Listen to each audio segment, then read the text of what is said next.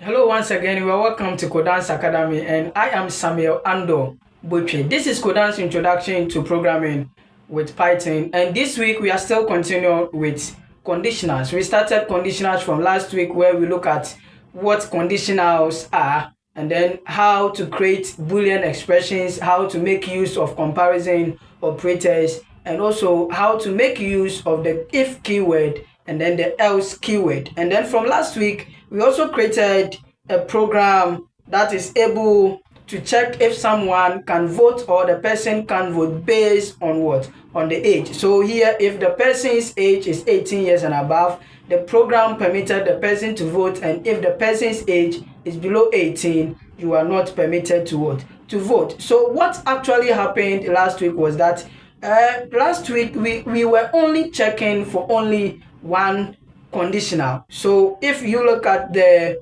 program we have over here, that is the program that is able to check if someone can vote or the person cannot vote based on the person's age. Here we are only checking for one word condition, and if the condition is true, yes, we print to the person that yes, you can vote, and if the condition is false, we prompt or we inform the person that no, you are underage, wait until you are 18. So what is happening here is that we are only checking for one condition. The question here is that what if I want to check for multiple conditions? Let me propose that we create a program that is able to give grades based on scores that are obtained by students. So for example, in a school, a teacher can conduct a class test or even end of term examination, and grades are given based on scores that are obtained by these students during the exam. So in an ICT class test, let's propose that when the student gets 80 plus, the student is awarded with grade A, and when the student gets 70 plus, that student is awarded with grade B, and when they get 60 plus, they are awarded with grade C. 50 plus, they are awarded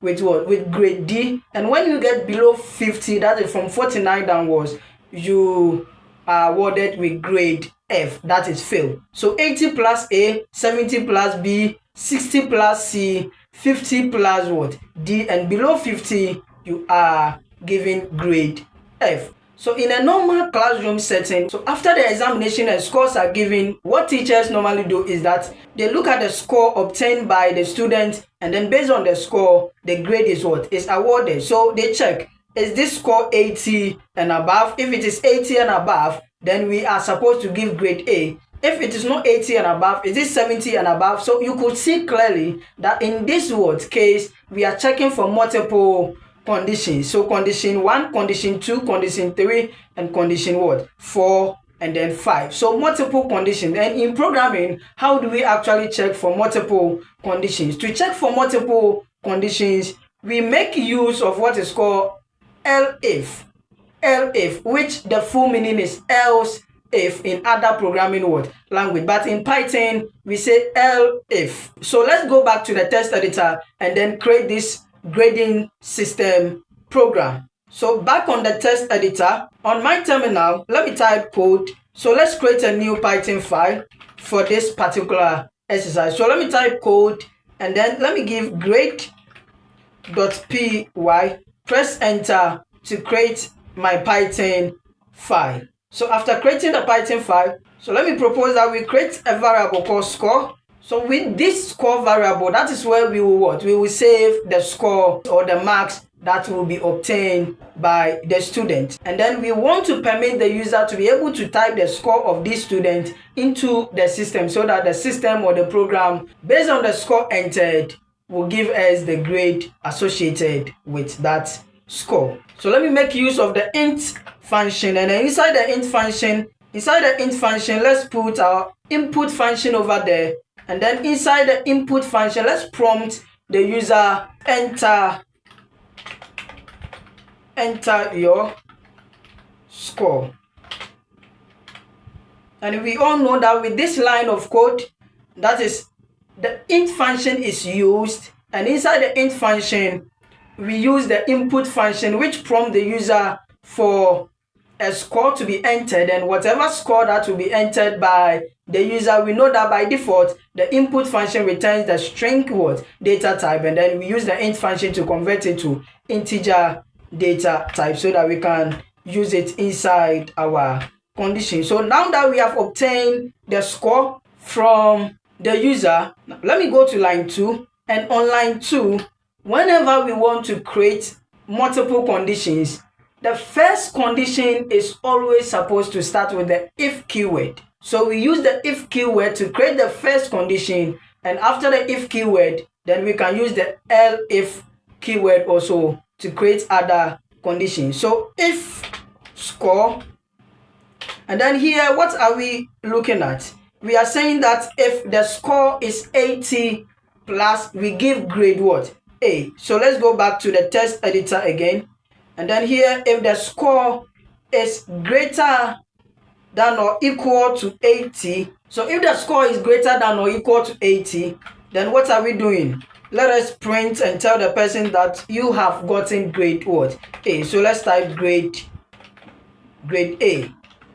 But if the grade is not greater than or equal to 80, then we need to use the elif to create another condition. So unlike the else keyword that does not take any Boolean expression, with the elif keyword, after the elif keyword, Boolean expression must continue. So here we check once again if the score is greater than or equal to 70.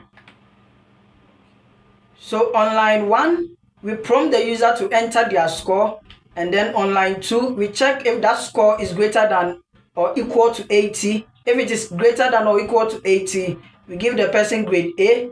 Then we check again if the score is greater than or equal to 70. If it is greater than or equal to 70, then we award grade B to the person.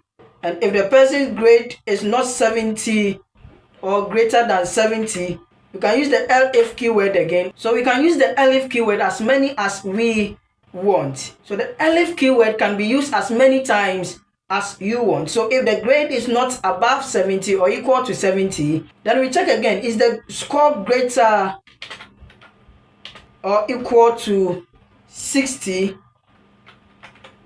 If it is greater or equal to 60, then we give the person what?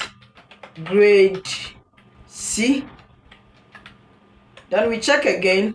If the score, if it is not greater than or equal to 60, then we check if the score is greater than or equal to 50. And if it is greater than or equal to 50, then we give the person grade D. We use the else keyword to handle any other grade that is below 50. So we all know that right after the else, no Boolean expression would come. So else print automatically, then it means the person has gotten what? Grade F. So yes, on line 1, we prompt the user to enter their score, that is their marks obtained during the exams, and then from line 2 to line 11, that is where we are checking the person's grade. So let us run this program to see how it will behave. Control Shift Backtick to bring my terminal, and then on the terminal, so after entering Python grade.py, I press enter. So let me say that the person was scored 90. When we press enter, it gives us grade A. Let me run the program again, and then this time around the person did not perform so well. The person scored 49. When we press, it says grade F. So it seems our program is working perfectly as we want it. So here, what are we doing? If the person's score is greater than or equal to 80, we give grade A. If the conditional on line 2 gives us false, then we jump to the conditional on line 4, and then we check. If it gives us false, we jump to the conditional on what? On line 6, we check if it gives us false. So if the first one, the conditional on line 2 gives us what? True, the rest of the conditions are not checked. The rest of the conditions will be checked if the one following the previous one gives us false. Yes, so when we want to check for multiple conditions, we do not use the if keyword only, but we use the if keyword in addition with the elif keyword to check for multiple conditions. So if the first condition fails, then we can move on to the second condition to check. If the second condition also fails, we can move on to the third condition to check. If the third condition also fails, we can continue to check for other conditions. So yes, creating conditionals inside our Python program,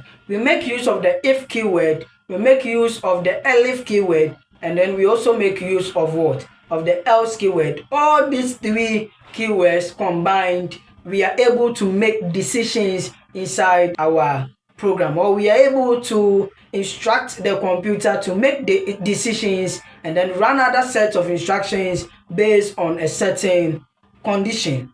Let us move on to use this concept knowledge that we have learned so far to create an interactive calculator that is able to prompt the user for two numbers and also prompt the user for an operator. So based on the operator that will be entered by the user, we perform such what?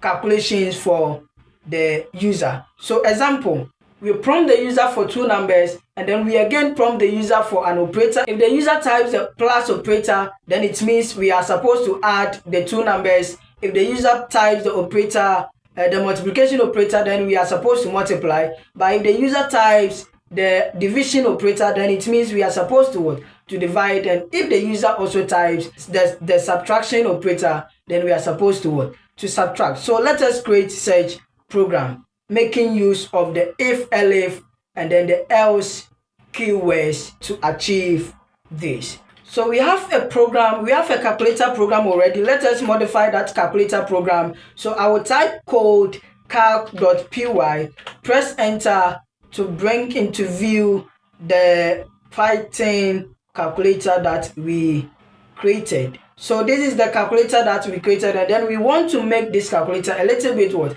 Interactive. So let me clear line 3 and line 4 off, and then on line 1 still we are maintaining number 1 equal int bracket open, input bracket open, quote enter first number, colon space, quote, bracket close, bracket close. We prompt the user for the first number, we prompt the user again for the second number, and then let us prompt the user for an operator. So operator equals, then we still make use of the input, and here we are not converting it to anything. We just want to prompt the user for the type of operator that they want to use, which also informs us on the kind of operation that the user would want to perform. So let us prompt the user enter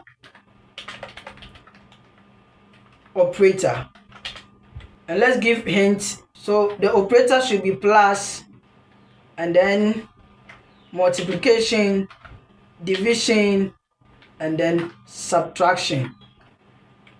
So these are the operators that we want the user to type. And now, having obtained number 1, number 2, and then the kind of operator, let us make our decision now.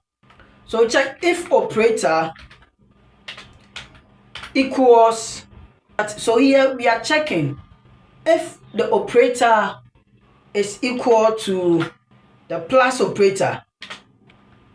So we can check if operator equals the plus or the addition operator. Then we can print to the user that addition, you can say addition, comma, then we can add number 1 plus number 2. But if it is not equal to the plus operator, then we check again, is the operator equal to multiplication operator? If it is equal to multiplication operator, then let us multiply the numbers.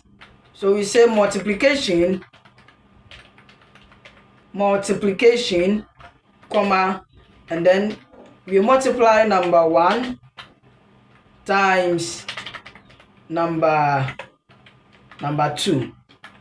And then if it is not equal to plus, if it is not equal to the multiplication, then we check again. Is the operator equal to subtraction operator? If it is the minus operator, then let us subtract the numbers. So we say subtraction, And now we comma and then we subtract number 1 minus number 2. If it is not equal to addition, if it is not equal to multiplication, if it is not equal to the minus operator, then let's check if it is equal to the division operator. If the operator is equal to the division operator, then what are we doing? And then you know that in division, we do not divide by 0. So if the denominator is 0, we can't divide by 0. So let us create another condition over here. Let's check if, so here, if the operator is equal to the division, then we check if the number 2 is not equal to 0. So don't be confused over here. What are we doing? From line 1, we prompt the user for a number, and that number is converted into integer. Line 2, we prompt the user again for another number, and that number is converted into integer. So number 1 is saved inside the number 1 variable. Number 2 is also saved inside the number 2 variable.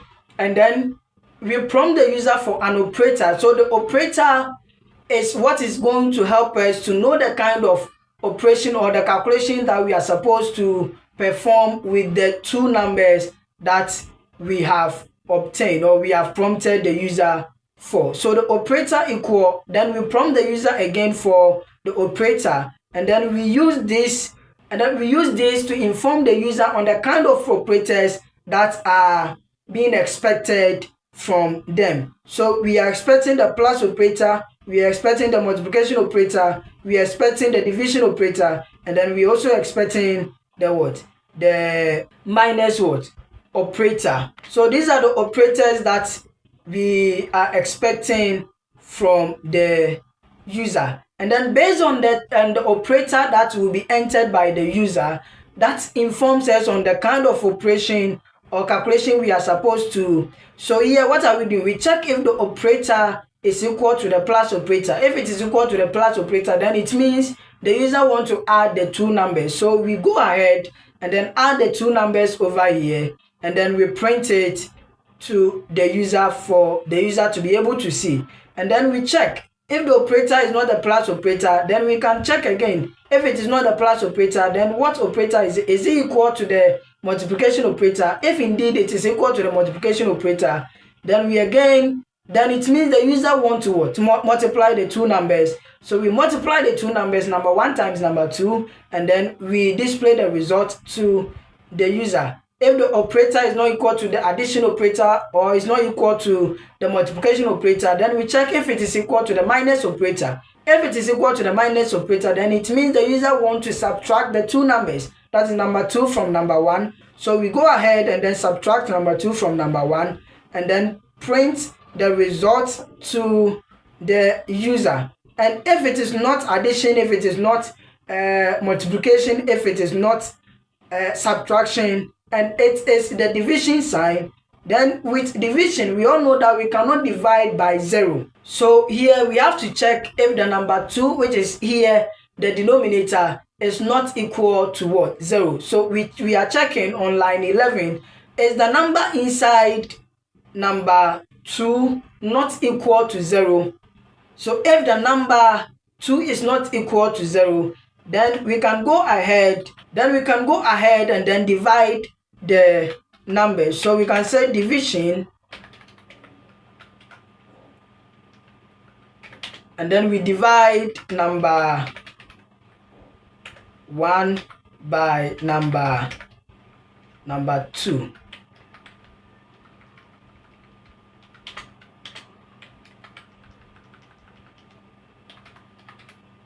If it is equal to 0, then it will give us false. So we print to the user that sorry, you cannot divide by 0. And then here we come back to elif operator is not equal to division. So if the operator is not equal to addition, if the operator is not equal to multiplication, if the operator is not equal to subtraction, and the operator is not equal to what? Division, then it means the user didn't type the kind of operator we want. So here we can use the else keyword to prompt the user that please enter the right operator. And these are the operators we expect from the user. So minus and then division. So we prompt the user for two numbers, then we prompt the user for an operator, and then we check the operator. If it is plus, we add the numbers. If it is multiplication, we multiply the numbers. If it is subtraction or minus operator, we subtract the numbers. If it is the division operator, we check if the number inside the number 2 is not equal to 0. If it is not equal to 0, then it means we can perform the division without any errors. Then we continue, we go ahead and then perform the division. But if it is equal to 0, then we print to the user that sorry, you cannot divide by 0. But if the operator is not equal to plus, if it is not equal to multiplication, if it is not equal to minus, if it is not equal to division, then we jump to the else keyword and then tell the user that please enter the right operator, and then we print the operator to the user to see. So now let's go back to the terminal to run this program to see how it will respond. So Python and then calc.py, press enter. It prompted for the first number, so let me enter 10. Press enter again, prompt me for the second number. Let me enter 5, and then press enter. It prompts me for the operator. Enter the operator. And now I want to add these two numbers, so I will type the operator, that is the addition operator. Press enter, and then it says addition 15, so it's add 10 and then 5 together for A. So you could see how powerful the if, elif, else keywords are. We use them to make decisions, to run set of instructions, based on a certain condition. Let me rerun this code again, and then this time around let me use 10 again, and then second number 5, and now I want to subtract. So when I press enter operator, and then I will use the minus operator, and then it says subtraction 5. So you could see that the program is working so well. Let me clear the terminal again and then run the program again. Python calc.py, enter first number 10 again, and then 5, and here I want to divide. So when I press enter, it prompts me for the operator, and then I press the division operator, press enter again, and says division 2.0. 2.0. Now let me rerun this code again, and then 10, and then the second number let me use 0, and then try to divide, and let's see what will happen over here. The operator, I use the division operator, and then press say sorry, you cannot divide by 0. So we are over here. What are we doing? We are checking, because with division we can't divide by 0. So we have to check if the number inside number 2 is not equal to 0. If it is equal to 0, then we prompt the user that sorry, you cannot divide by what? 0. Now let me run the code again. So let me clear the terminal, and then Python calc.py, press 10 and then 5, and then with the operator let me use the multiplication operator. Press enter, and then it tells me that multiplication 50. So yes, this is how powerful the if and then the elif and then the else keywords are. We use these keywords to make decisions inside our code.